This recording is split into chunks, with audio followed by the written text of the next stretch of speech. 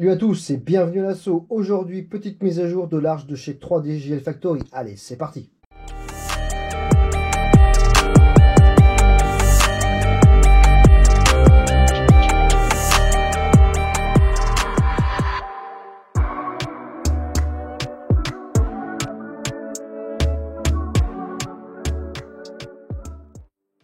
Bonjour à tous. Le portique est enfin terminé suite aux petites remarques qu'on avait fait à Jean-Louis lors de la première vidéo. Le portique est terminé avec les améliorations qui ont été apportées. Donc la première amélioration, ce sont les pieds qui ont été modifiés par rapport à l'ancienne version. L'ancienne version, les pieds étaient plus bas, mais le problème c'est que à force, en fait, on est cassé les angles. Donc là, ce qu'il a fait, c'est qu'il a rehaussé les pieds et arrondi par rapport à cette version là, où en fait vous voyez on voit les coins, en fait c'est vif, et à force de taper, on vient abîmer, donc forcément voilà. Donc ça, c'est la première amélioration qui a été apportée.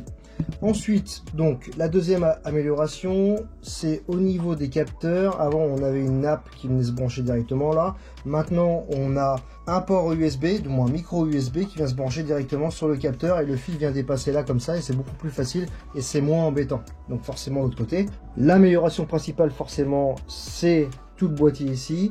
Donc maintenant, on vient plus démonter pour mettre la lipo à l'intérieur. Il y a maintenant un boîtier au-dessus qui vient directement dessus, donc c'est du plug and play. On a juste à enlever la plaque qui était au-dessus au départ, puis venir brancher directement dessus le nouveau boîtier, donc forcément avec les vis. Donc là, hop, j'enlève ici pour vous montrer. Le bouton aussi a été changé parce que le bouton poussoir était pas forcément de bonne qualité, puis à force d'allumer, d'éteindre, forcément le bouton était pas top, donc on a demandé aussi que ce soit vraiment un vrai bouton on-off, et au moins ça, maintenant ça c'est tranquille, ça ne bougera plus, ça cassera plus.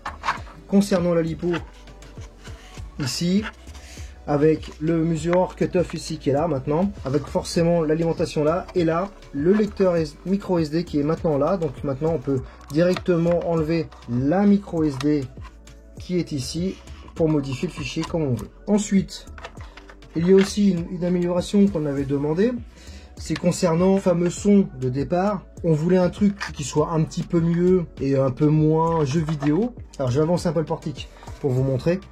Voilà, je vais reculer un petit peu. Je vais allumer l'arche. Donc là, forcément, vous retrouvez les deux LED rouges qui détectent rien en dessous de l'arche. Donc si j'avance une voiture, ça lance le compteur. Vous aurez reconnu forcément le son du Grip 0, donc c'était une demande particulière pour cette arche là, parce que on voulait enlever justement le son principal donc d'un certain jeu vidéo bien connu. Voilà, ça lance de voiture. Donc ça, c'est une modification qui peut être personnalisée. Concernant notre arche, c'est terminé. Peut-être une ou deux modifications au niveau de la synchronisation du son, parce qu'il y a peut-être 2-3 trucs à améliorer, mais bon, après ça reste des broutilles. Les améliorations qu'on a demandées ont été apportées. Jean-Louis a été à notre écoute et était vachement content, parce que ça lui a permis aussi d'améliorer les choses et de donner un produit quasiment fini. Si vous avez des questions, n'hésitez pas à les mettre en commentaire, et puis moi je vous dis à la prochaine les amis.